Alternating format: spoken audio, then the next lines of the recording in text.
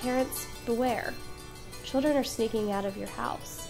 Taxis are picking them up in the wee hours of the morning. The reintroduced wolf population has exploded. The lions in California and Colorado, where they're no longer hunted, have found that people are tasty. Do you want that here? Does anyone know where I can find a birdhouse in the shape of a hat? They were popular a few years ago. The Last Word, it is the best loved and most hated thing. It's in the Virginia Gazette, every issue.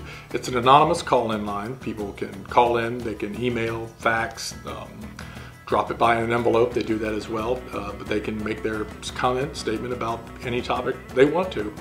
Anywhere from stories in the paper, their child's sports game, teachers, politics, everything and anything. It comes in the Last Word.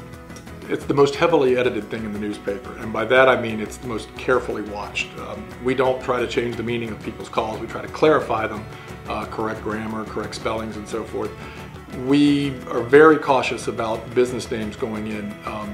We'll get somebody who may say that there's a fly in the salad bar of some restaurant, and how do we know that it's not the competitor next door who's making the phone call? You know, there are people, I think if we put the paper in the newsstand backwards, they would just stop and read there and maybe stop there, but thankfully they buy it and have to turn through it to get to the last word.